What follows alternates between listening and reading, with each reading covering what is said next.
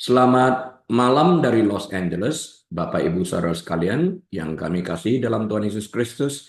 Selamat berjumpa kembali dengan kami dari Restoration Christian Church di Los Angeles. Hari ini, hari Rabu tanggal 18 Desember tahun 2024, saya Rili, Gembala Sidang. Kita akan membahas Injil Yohanes pasal yang ke-9 dimulai dengan ayat 23. Nanti selesai ayat yang keberapa kita lihat. Kita awali dengan doa. Tuhan, tuntun kami mengerti kebenaran firman-Mu yang saat kami lakukan memerdekakan kami. Berbicara kepada kami, beri penjelasan kepada kami, tuntun kami ya Roh Kudus. Sehingga kami sungguh-sungguh mengerti dan menjadi pelaku kebenaran firman-Mu dalam nama Tuhan Yesus. Haleluya. Amin. Baik, Bapak Ibu Saudara sekalian, mari kita buka Alkitab kita kepada Injil Yohanes pasal yang ke-9 ayat yang ke-23. Saya bacakan untuk kita sekalian. Itulah sebabnya maka orang tuanya berkata, ia telah dewasa. Tanyakanlah kepadanya sendiri. Therefore his parents said, he is of age.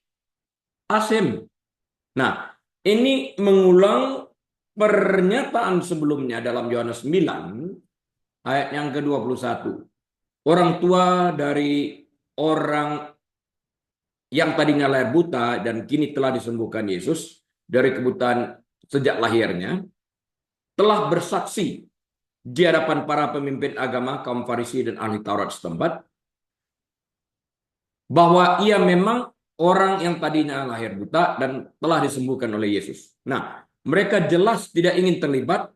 Mereka, maksudnya orang tua dari orang yang telah disembuhkan ini, jelas tidak ingin terlibat dalam kontroversi ini yang dijelaskan dalam ayat sebelumnya, yaitu dalam ayat 22 dari Yohanes yang ke-9.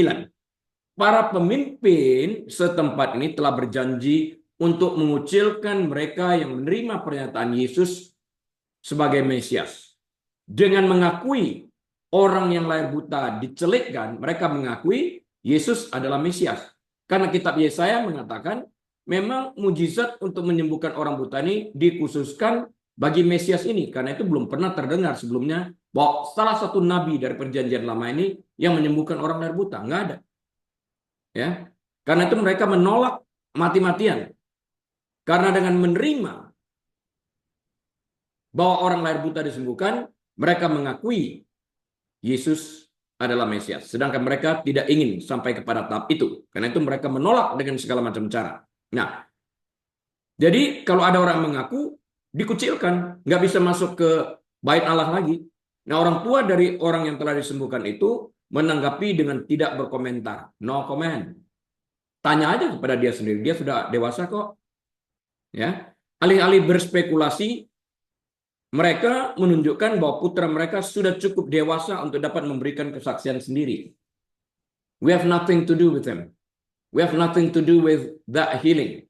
We don't know. One thing we know only that he is our son and he was born blind. Yes, itu yang dapat dikatakan. Nah, tentu saja orang yang tadinya lahir buta ini telah diinterogasi. Bahkan sampai 2 kali ya. Selama pemeriksaan pertama itu, Yohanes 9, ayat 13 hingga 17, para ahli Taurat dan orang Farisi menolak pernyataan orang yang lahir buta itu bahwa ia telah disembuhkan oleh Yesus. Ya pastilah ditolak karena kalau dengan menerima, mereka secara otomatis mengakui Yesus adalah Mesias. Mereka telah memutuskan untuk tidak menerima pesan Yesus. Apapun itu, keputusan sudah diambil. Ya, jadi lepas daripada hasil, apakah itu orang itu telah disembuhkan secara tuntas dan total, terlepas dari hasil kesembuhan ini mereka menolak. Nah, makna dari mujizat itu tidak mereka pahami. Yang lalu kita belajar bahwa di dalam setiap mujizat yang oleh Yohanes disebut sebagai sign atau tanda, terkandung makna yang harus kita mengerti. Dari sudut pandang mereka, dari kaum Farisi dan ahli Taurat ini, pasti ada cara lain untuk menjelaskan apa yang telah terjadi. Jadi mereka berusaha dengan segala macam cara mencari alasan untuk menolak kesembuhan ilahi yang telah dilakukan Yesus terhadap orang yang lahir buta ini tadi. Mereka tolak. Kita lanjut dulu dalam Yohanes 9 ayat ke-24. Lalu mereka, orang Farisi dan ahli Taurat ini, memanggil sekali lagi orang yang tadinya buta itu dan berkata kepadanya, katakanlah kebenaran di hadapan Allah. Kami tahu bahwa orang itu orang berdosa. Katakanlah kebenaran di hadapan Allah. Seakan-akan pernyataan tadinya waktu diinterogasi pertama kali adalah kebohongan. Karena itu dikatakan dalam perkataan yang cukup pedas, keras ini dan tajam ini, katakanlah kebenaran di hadapan Allah. Ya. So they again called the man who was blind and said to him, give God the glory. Beri Allah kemuliaan, katakan kebenaran. We know that this man is a sinner. Ini kan asumsi mereka. Karena mereka menolak Yesus ini sendiri sebagai putra Allah, sebagai Mesias. Ini adalah kedua kalinya para pemimpin agama setempat menanyai seorang pria yang dilahirkan buta dan kini telah dapat melihat. Sudah disembuhkan oleh Yesus dari kebutaan sejak lahirnya. Ya, Yohanes 9 ayat 1-7 menjelaskan itu tadi. Klaim awal pria itu ditepis karena dianggap tidak mungkin. Ahli Taurat dan orang Farisi telah memutuskan bahwa Yesus adalah seorang penipu. Dia seorang berdosa, katanya. Yohanes 5 ayat 39-40 menjelaskan itu, telah kita pelajari di masa yang lampau. Para penyelidik kemudian bertanya kepada orang tua pria itu, ya, dengan harapan dapat membantah sebagian dari cerita yang disampaikan oleh anak mereka. Mereka mencari inkonsistensi supaya mereka dapat menyalahkan. Ini nggak benar, tidak konsisten. Tapi sejauh ini mereka selalu menjawabnya secara konsisten tentang kesembuhan yang dialami anak ini. Nah, sebaliknya mereka mengkonfirmasi bahwa pria itu memang terlahir buta. Ya, ini anak kami. Sekarang entah bagaimana cara dia melihat, kami nggak tahu. Yang kami tahu tadinya dia buta, lahir sudah buta, belum pernah melihat sinar matahari, belum pernah melihat dunia, belum. Ya, orang tuanya yang tahu akan reaksi keras dari para pemimpin agama Yahudi ini tidak banyak berbicara dan mengingatkan semua orang bahwa putra mereka sudah cukup dewasa untuk dapat berbicara bagi dirinya sendiri. Tanyakan saja. Ya. Perintah, katakanlah kebenaran di hadapan Allah. Sudah barang tentu kalau katakanlah kebenaran di hadapan Allah. Ini kalimat menyatakan atau memberikan indikasi bahwa pernyataan sebelumnya dalam pemeriksaan pertama, dalam interogasi pertama adalah salah. Itu asumsi mereka. Sekarang katakan kebenaran. Tadi kami tahu kamu berbohong. Give God glory. Lie not. Jangan berbohong. Ya kan? Adalah cara untuk menuntut seseorang mengatakan kebenaran. Ini lebih banyak membuli. Ya. Penggunaan kalimat seperti ini biasanya menyiratkan bahwa orang yang tadinya ditanya perlu mengakui dosa atau tipu daya mereka, penyesatannya. Kamu berbohong tadi kan, nah sekarang katakan kebenaran. Ya, jadi ini seperti hakim pada zaman modern, pada hari ini, yang berkata kepada terdakwa, mari katakan yang sebenarnya kepada kami. What do you mean? I told you the truth, nothing but the truth. I'm under oath. Am I not? Kan itu. Para pemimpin agama dengan berani menunjukkan prasangka mereka dengan mengatakan, kami tahu. Listen, kami tahu, kata mereka. Yesus adalah orang berdosa. Kok enak aja menghakimi, menjatuhkan tuduhan bahwa dia adalah orang berdosa. Nah, kita lihat nanti. Orang yang terlahir buta, yang telah disembuhkan ini, tangkisannya terhadap pernyataan ini seperti apa? Elegan sekali. Nah, ini menggemakan penolakan awal mereka terhadap mujizat itu. Mereka menolak menerimanya karena mereka telah memutuskan bahwa Yesus telah melanggar tradisi mereka dengan menyembuhkan orang pada hari Sabat. Dan ini menurut mereka dosa. Dengan menuduh bahwa orang yang telah sembuh itu berbohong. Dan mengaku mereka tahu bahwa Yesus adalah orang berdosa. Para ahli Taurat dan orang Farisi mencoba mengintimidasi orang yang tadinya buta itu agar mengubah ceritanya. Katakanlah kepada kami kebenaran di hadapan Allah. Ya kan? Padahal mereka sendiri tidak melakukan hukum Taurat sejujurnya. Mereka hanya dapat mengkritik Yesus melakukan kesembuhan pada hari Sabat, apalagi mengaduk tanah dengan ludah adalah sebuah pekerjaan. Jadi two counts kesalahannya. Padahal mereka juga seperti yang saya katakan di masa lampau, kalau masa penyunatan anaknya yang jatuh pada hari ke-8 itu adalah hari Sabat, untuk tidak melanggar hukum Musa ini, mereka membiarkan anaknya disunat. Nah, itu bekerja. Kok menyunat boleh, menyembuhkan orang nggak boleh? Itu dia. Upaya ini akan menjadi bumerang yang spektakuler nantinya. Dalam ayat-ayat berikutnya, orang yang disembuhkan itu akan menghasilkan ringkasan yang mendalam tentang iman yang menyelamatkan. Dia ringkaskan ini. Pendekatannya yang sederhana dan masuk akal terhadap fakta-fakta akan mempermalukan para pemimpin agama yang keras kepala dan sengaja mengabaikannya. Itu. Yohanes 9 ayat 25. Kita lanjut. Jawabnya, apakah orang itu orang berdosa? Aku tidak tahu. I don't know whether he's a sinner or not, right? Tetapi satu hal aku tahu, yaitu bahwa aku tadinya buta, dan sekarang aku dapat melihat.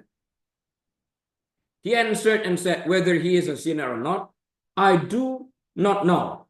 One thing I know, that though I was blind, now I see. Nah itu, keren kan?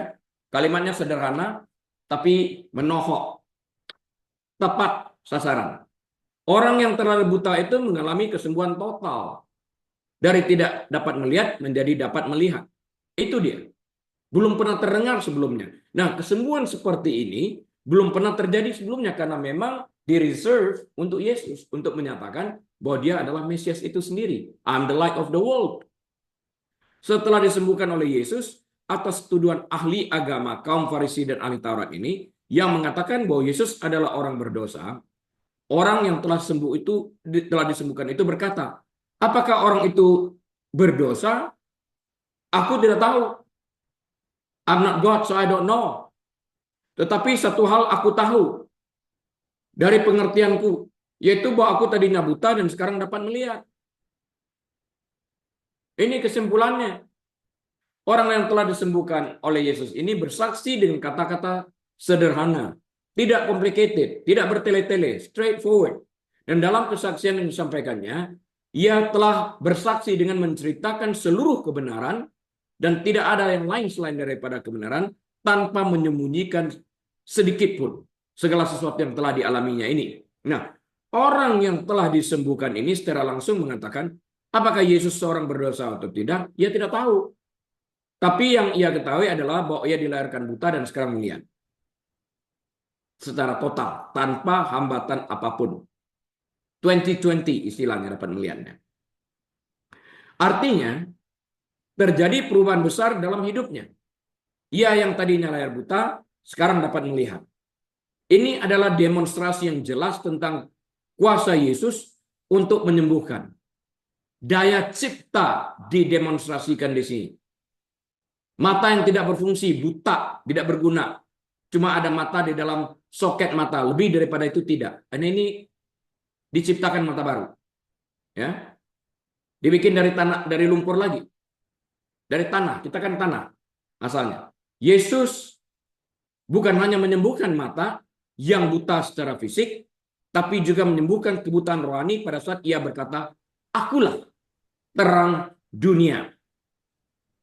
Nah, dengan mengatakan akulah terang dunia, Yesus secara langsung mengatakan bahwa dunia ini gelap, dipenuhi dengan dosa yang membawa kegelapan itu sendiri. Dia mengatakan akulah terang dunia. Nah, tantangannya itu adalah, apakah engkau cukup rendah hati untuk mengetahui atau untuk menyampaikan bahwa engkau sesungguhnya buta dan butuh bantuan Yesus untuk melihat? Kalau terlalu sombong seperti orang Farisi, nanti kan kita lihat itu, apakah engkau berpendapat kami juga buta? Karena engkau berkata engkau melihat, maka tetaplah dosamu. Kan itu. Ini efek kesombongan. Nanti akan saya bicara secara detail pada saatnya. Nah, orang yang telah disembuhkan itu fokus pada pengalaman pribadi antara dia dan Yesus. Itu dia. Orang itu tidak peduli dengan perdebatan teologis tentang ketidakberdosaan Yesus. Dia nggak go that direction. Dia nggak pergi ke, dia tidak ikut terpancing oleh orang Farisi dan ahli Taurat untuk masuk ke dalam perdebatan teologis karena dia tidak memiliki pengetahuan teologi. Ya, tetapi lebih pada kenyataan yang tidak dapat disangkal tentang transformasi dirinya sendiri yang dialaminya secara langsung dari tidak melihat sampai melihat. Kalau dia terlibat dalam perdebatan atau diskusi teologis, dengan mudah dia dikalahkan oleh orang yang mengerti tentang Taurat ini tadi. Dia nggak go that direction, dia cuma kasih tahu pengalamannya. Yang aku tahu, look, I was born blind, now I see. Aku tadinya lahir buta, sekarang aku lihat. Itu jelas dikatakan. Nah, kalau mereka ingat apa yang Yesus katakan, akulah terang dunia, tentu mereka bisa mengertikan makna ini, bahwa di dalam segala mujizat yang disebut sign atau tanda ini terdapat makna.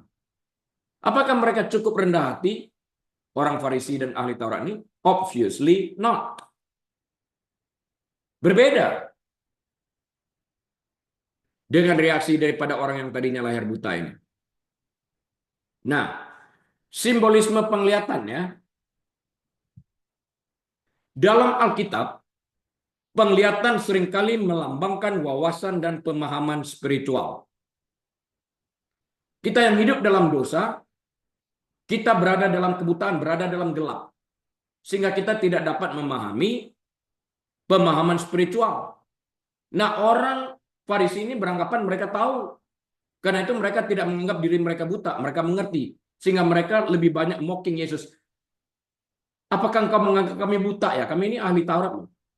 Kami ini orang Farisi.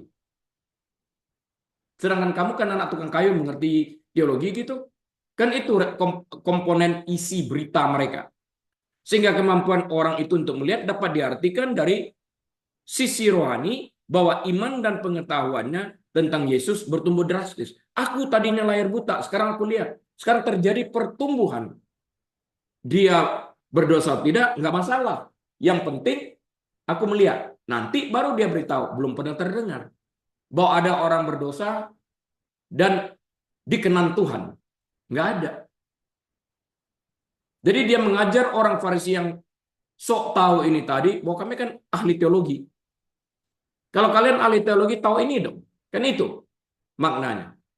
Ya, tantangan bagi orang Farisinya. Nah, orang Farisi skeptis terhadap mujizat Yesus dan mencoba mendiskreditkan orang itu. Tetapi pernyataan sederhananya merupakan kesaksian yang kuat tentang kuasa Yesus, yang adalah kuasa ilahi. Ia adalah saksi hidup yang tidak dapat disangkal oleh siapapun.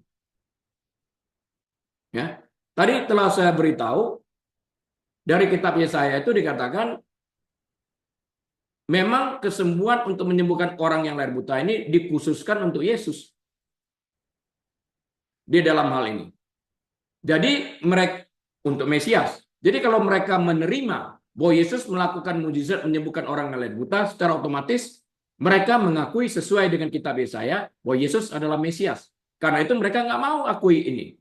Mereka deny, mereka tolak mentah-mentah. Mereka coba mencari alasan dengan alasan apapun juga untuk membenari, untuk membenarkan diri mereka. Sebuah kebodohan. Apa sih yang didapatkan daripada tingkah laku seperti itu? Nggak ada selain daripada kerugian kau tetap tinggal dalam dosamu. Ya. Terlepas dari apakah orang Farisi dan ahli Taurat percaya akan mujizat yang disaksikan, bukan merupakan masalah orang telah disembuhkan. Aku buta, lahir buta tadinya, sekarang aku lihat. Kalian percaya, nggak percaya, nggak ada masalah. Itu dia. Kesalahannya terdapat pada orang Farisi dan ahli Taurat yang secara sadar menolak untuk percaya apa yang mereka saksikan sehingga mereka tetap tinggal dalam kebutuhan rohani mereka. Itu dia. Dia tenggelam tetap di dalam kebutaan rohani karena kesombongan mereka. Kita lanjut dalam Yohanes 9 ayat yang ke-26. Kata mereka kepadanya, orang Farisi dan ahli Taurat, apakah yang diperbuatnya padamu? Bagaimana ia memelekkan matamu? Bagaimana ia mencelekkan matamu? Then they said to him again. Dulu sudah tanya, sekarang tanya lagi. What did he do to you? How did he open your eyes? Pertanyaan ini valid karena mereka pemimpin umat. Harus ditanyakan, ya. Sampai di sini nggak salah bertanya seperti itu. Penyembuhan yang dilakukan Yesus terhadap seorang pria yang lahir buta, yang buta sejak lahir, jelas merupakan mujizat yang tidak dapat disangkal. Kecuali engkau menyangkalnya dengan sengaja karena tidak percaya. Percaya nggak percaya, mujizat itu sudah terjadi. Orang yang lahir buta sekarang lihat. Bagaimana dapat menyangkali ini kecuali engkau dengan sengaja deny. Hal ini sesuai dengan nubuat-nubuat perjanjian lama tentang Mesias. Yesaya 29. Yesaya 29 ayat 18.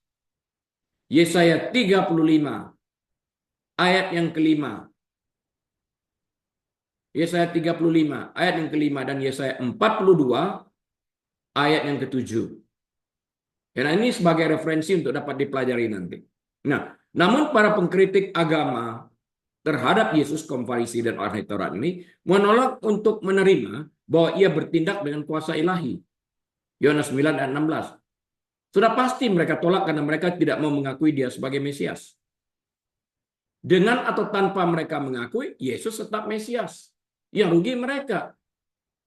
Mereka bahkan mengecam orang-orang yang menerima pernyataan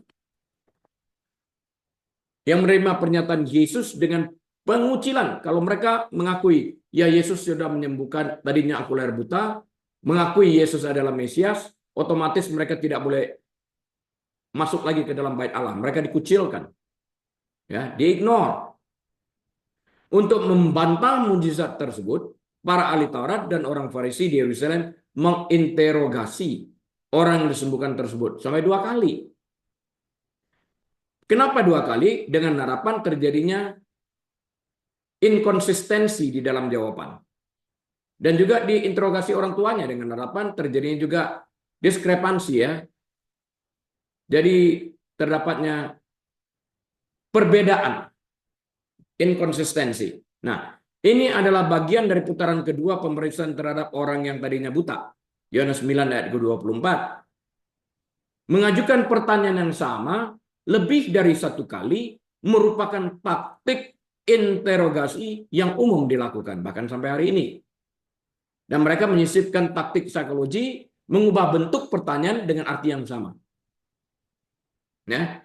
Penanya mencari ketidakkonsistenan atau tanda-tanda lain bahwa cerita tersebut adalah kebohongan. Mereka dapat menyimpulkan seperti itu karena adanya ketidakkonsistenan itu tadi.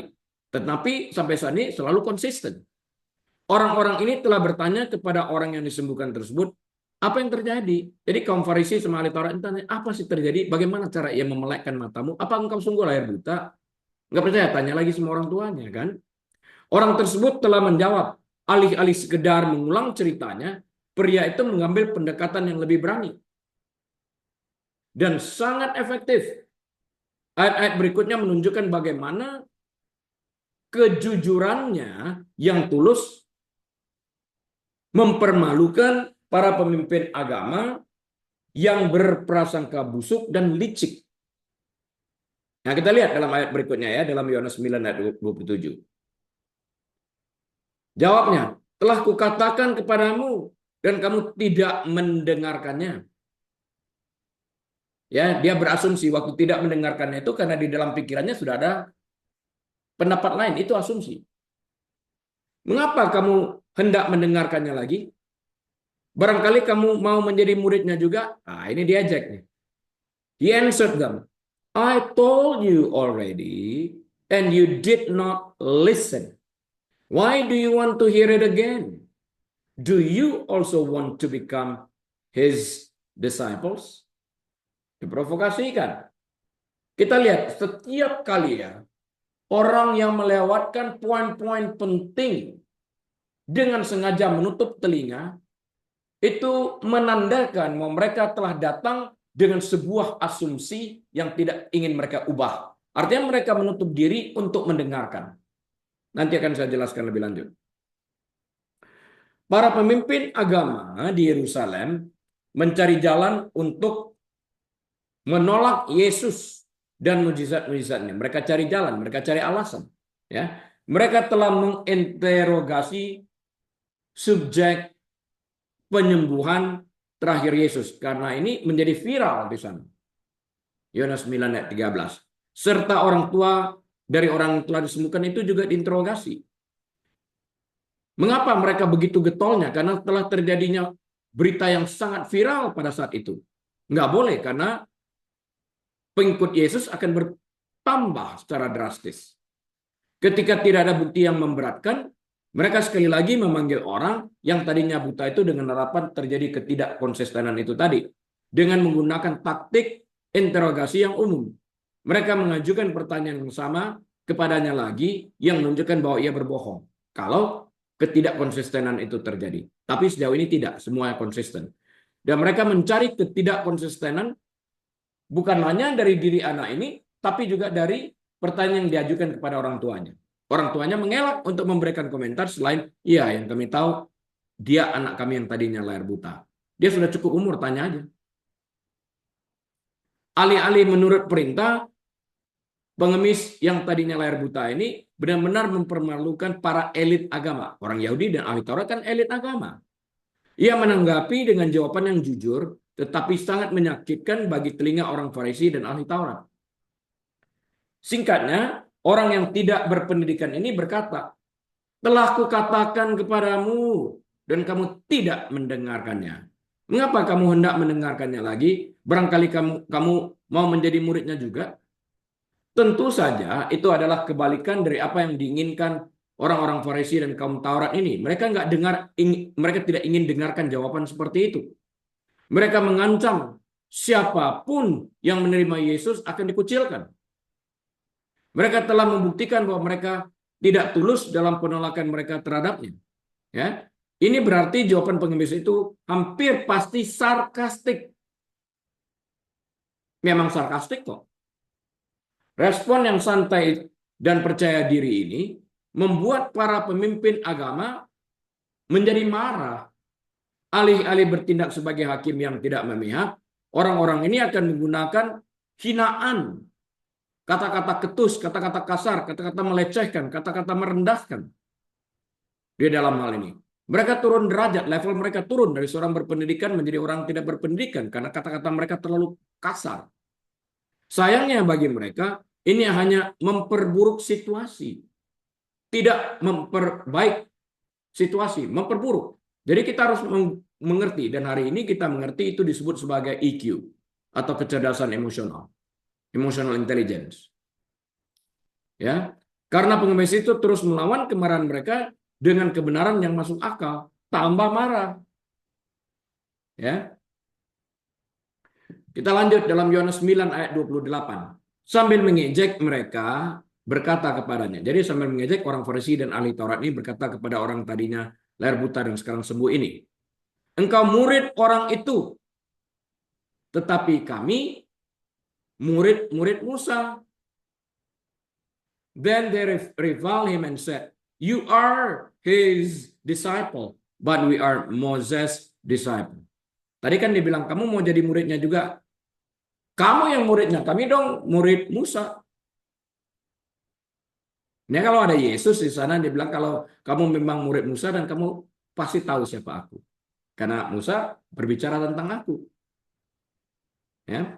Dalam argumen sebelumnya, Yesus menunjukkan bahwa para pengkritik agama ini mengaku sebagai pengikut Musa, tetapi gagal bertindak sesuai dengan apa yang mereka yakini itu sebagai pengikut Musa.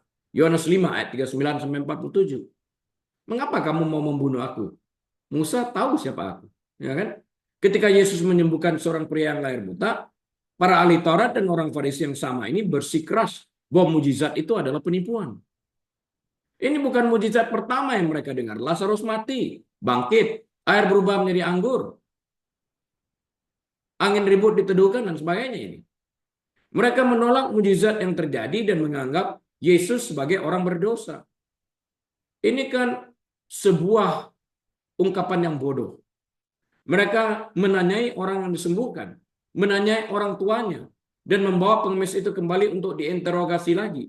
Di sana, orang yang telah disembuhkan itu menunjukkan bahwa dia telah menjawab pertanyaan mereka dengan sinis bertanya, apakah mereka telah berubah pikiran dan memutuskan untuk menjadi pengikut Yesus? Kamu tanya bolak-balik, sudah berubah ya? You change your mind, now you want to become his disciples?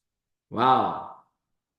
Seperti yang mereka lakukan dalam percakapan sebelumnya dengan Yesus, para ahli Taurat dan orang Farisi menanggapi tantangan itu dengan kemarahan dan hinaan.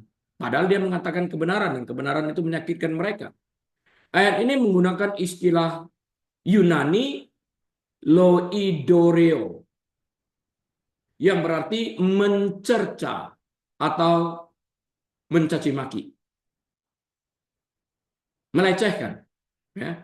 Ini bukan komentar asal-asalan. Dalam konteks ini adalah tindakan pelecehan verbal. Dibully orangnya. Karena menunjukkan prasangka mereka, pengemis yang tadinya buta itu telah menuai kebencian dan kemarahan dari orang-orang terpelajar ini. Karena kata-katanya mengandung kebenaran dan logis dalam berpikir. Sekali lagi, dan saya yakin, sekalipun ia tidak seorang yang tidak terpelajar, waktu itu belum ada tulisan Braille gitu ya, jadi dia tidak membaca, karena tidak dapat melihat, tapi hikmat sedalam ini datangnya dari Allah. Sehingga dia dapat berkata-kata melawan hikmat orang seperti orang Farisi dan ahli Taurat ini. Karena itu orang yang beriman dipermalukan, kata Alkitab. Dan ini kita lihat, hikmat manusia, orang Farisi dan ahli Taurat ini dipermalukan oleh seorang yang berarti tidak terpelajar, tidak terdidik, melalui hikmat yang Tuhan taruh di dalam hatinya dan diperkatakan melalui mulutnya. Dia pure sarana, pure vessel untuk menyampaikan kehendak Tuhan itu sendiri. Nah, sekali lagi, para pemimpin agama mempertaruhkan klaim mereka atas dasar pengetahuan agama mereka. Kami kan sekolah teologi. Kamu tahu apa? Ini adalah masalah yang sama yang mereka perdebatkan dengan Yesus setelah dia menyembuhkan orang lumpuh di dekat kolam Bethesda. 38 tahun orang itu menunggu di sana. Sampai hari ini juga pun tidak semua orang percaya kesembuhan ilahi dan mereka mengambil macam-macam alasan bahwa kesembuhan itu telah berhenti.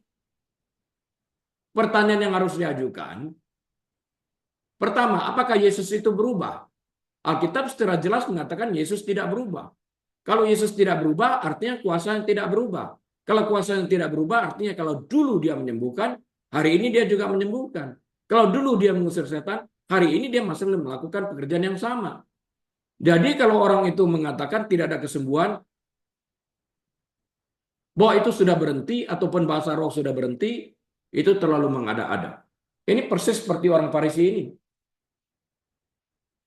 Ini adalah masalah yang sama yang mereka perdebatkan dengan Yesus setelah dia menyembuhkan orang lumpuh di dekat kolam Bethesda itu kan. Mereka menolak menerima klaim apapun yang bertentangan dengan tradisi dan pengetahuan mereka sendiri. Dengan orang lumpuh itu Yesus berkatakan, mau sembuh nggak? Pertanyaannya, mau sembuh nggak?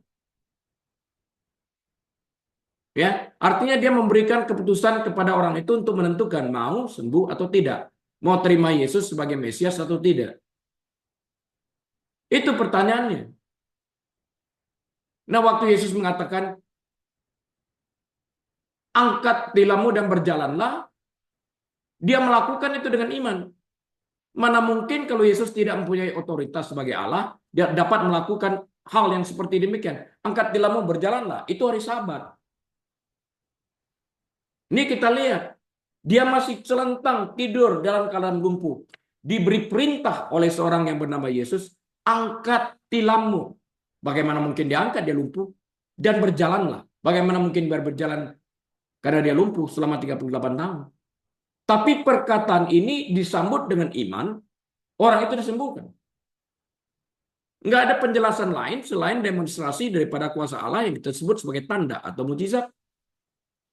Yang diartikan Yesus berkuasa atas kehidupan ini.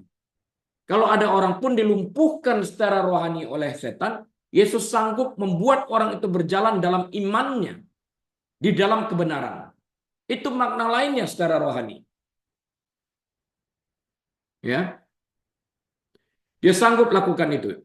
Nah, setan kan bisa melumpuhkan rohani orang dengan tipuan-tipuan. Yesus dapat membuat orang itu dapat berjalan kembali dan melakukan kebiasaan yang biasa mereka lakukan sebelum diikat oleh setan. Kalau mereka orang percaya, tapi meninggalkan, maka Yesus sembuhkan.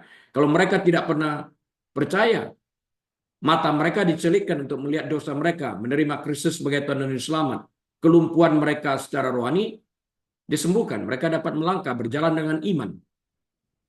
We don't walk by sight, but by faith, kan? Kita bukan berjalan dengan apa yang kita lihat, tapi dengan iman. Melangkah, berjalan. Jadi kita tidak dilumpuhkan lagi. Ya, mereka menolak menerima klaim apapun yang bertentangan dengan tradisi dan pengetahuan mereka sendiri. Ini dia nih. Sombong. Tidak mau membuka diri. Ini fixed mindset dalam bahasa psikologi hari ini. Bukan growth mindset. I'm not going to make changes. This is what it is. Itu fixed mindset. Mereka menolak untuk menerima kebenaran. Maka tinggallah mereka di dalam dosa mereka. Dengan demikian mereka menempatkan tradisi mereka di atas anak Allah yang hidup. Firman yang menjadi daging. Dalam pikiran mereka sendiri, tidak mungkin mereka salah. Kesombongan mereka akan berlanjut di ayat berikutnya, yaitu di ayat 29, Yohanes 9. Ya, Yohanes 9 ayat 29. Kita lanjut. Kami tahu bahwa Allah telah berfirman kepada Musa.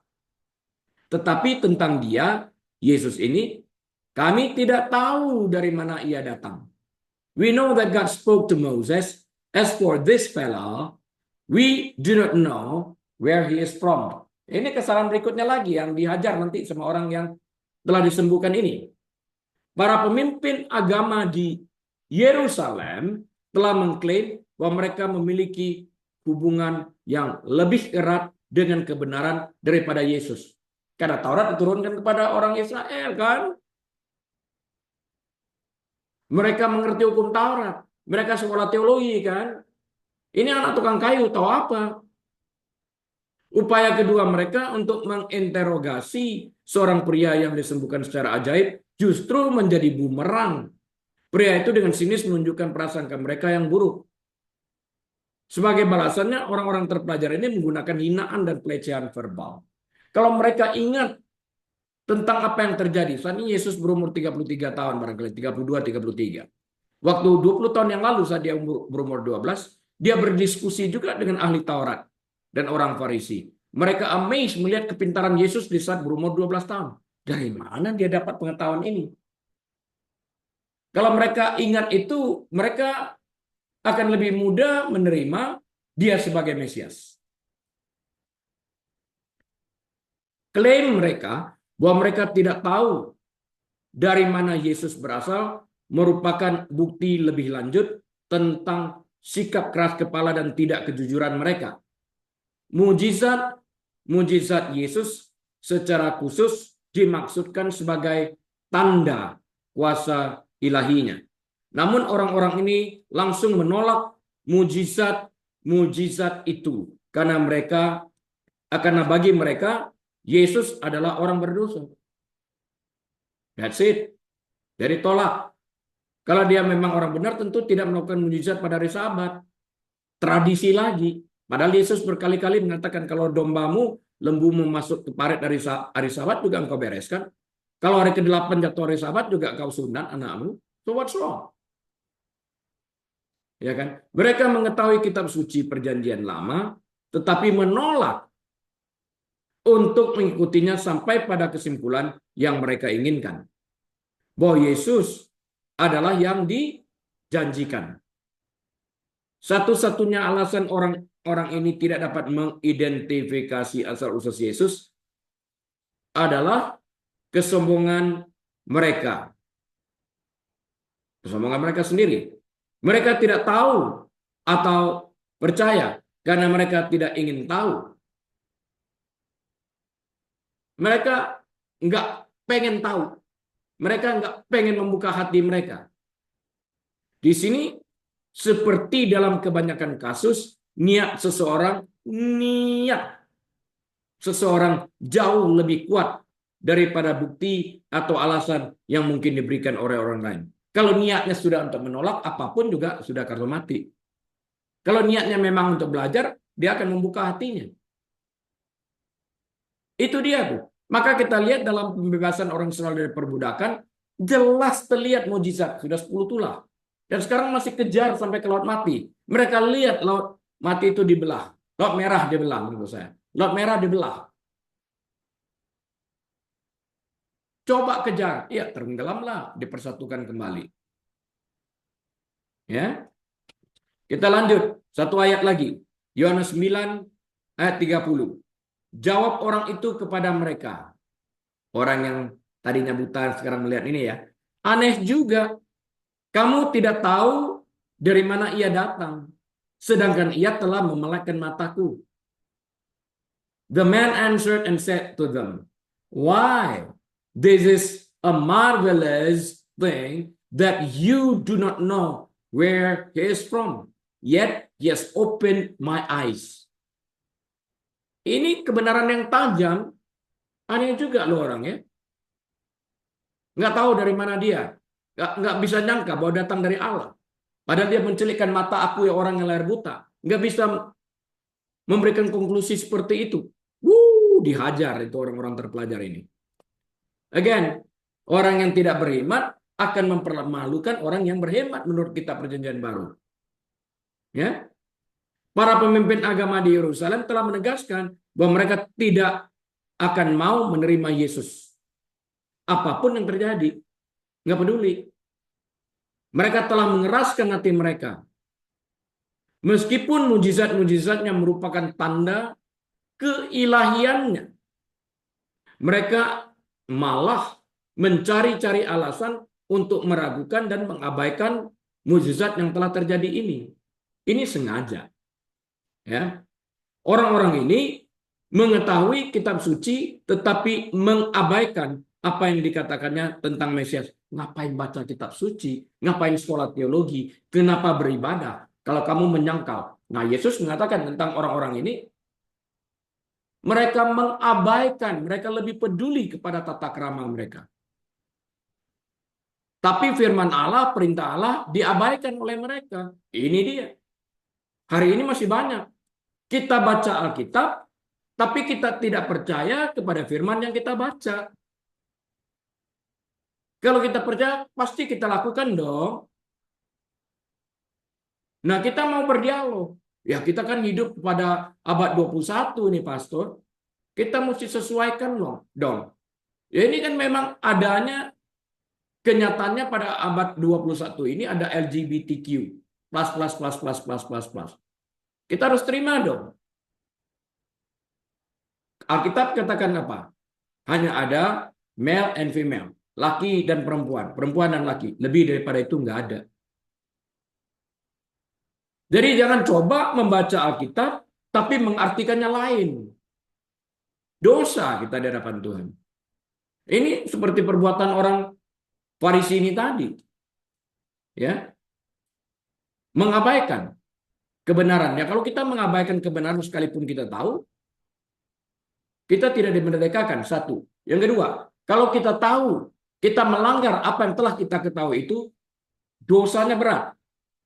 Karena kita sengaja melakukan apa yang telah kita ketahui. Tidak melakukan maksudnya. Karena kita dengan sengaja tidak melakukan apa yang telah kita ketahui sebelumnya. Ya, kecuali kita nggak tahu. Masalah mereka bukanlah ketidaktahuan atau kurangnya kecerdasan. Kendalanya apa? Kendalanya adalah kesombongan, keangkuhan. Itu dia. Ya. Dan hati yang keras. Mereka tidak ingin mengerti atau menolak untuk mengerti. Lebih buruk lagi, Mereka menanggapi dengan hinaan marah ketika seorang menantang prasangka mereka dengan memberikan pelecehan verbal. Verbal abuse. Kata-katanya nggak elok, kata-katanya nggak cantik. Ya. Orang yang sama yang sebelumnya dengan sinis menantang ahli Taurat dan orang Farisi, sekarang menanggapi hinaan mereka. Sekali lagi nadanya sinis. Menggigit dan konfrontatif, berani dia. Sekalipun orang tidak terpelajar. Namun maksudnya sama seperti sebelumnya yang tercantum dalam Yohanes 9 ayat 25. Meskipun orang-orang mungkin mengatakan, mungkin bahwa mereka tidak tahu tentang Yesus. Apa yang kita ketahui tentang Yesus sudah lebih dari cukup untuk membuat kesimpulan yang benar. Orang lahir buta disembuhkan. Alkitab bilang ini menunjukkan kemesiasan, bahwa dia Mesias. Satu itu aja sudah cukup sebetulnya. Cuma kita menolak, minta tanda lagi. Orang Farisi, berikanlah kami tanda, berikanlah kami tanda. Saudara, tanda Nabi Yunus padamu lebih daripada itu tidak akan diberikan lagi. Toh nggak percaya. Kan itu. Para pemimpin agama mencoba mengabaikan Yesus karena dianggap sebagai orang luar. Orang yang disembuhkan itu menunjukkan bahwa ini adalah alasan yang buruk. Kamu nggak tahu ya dari mana dia datang. Heran juga. Padahal kamu pemimpin agama. Come on. Orang yang tadinya buta itu sekarang melihat juga belum selesai.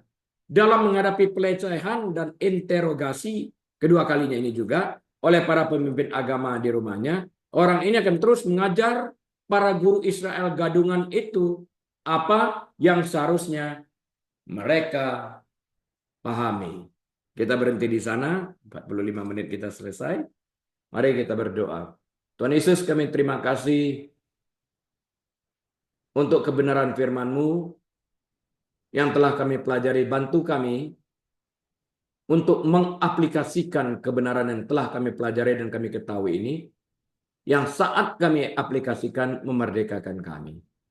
Terima kasih Tuhan. Memberkati seluruh jemaat yang ada dan juga mereka yang mendengar melalui YouTube. Nama Engkau dipermuliakan. Ya Bapa, bersyukur dalam nama Tuhan Yesus. Haleluya. Amin. Baik, Bapak Ibu Saudara sekalian, atas seizin Tuhan, kita akan berjumpa kembali di lain waktu. Tuhan Yesus memberkati. Shalom.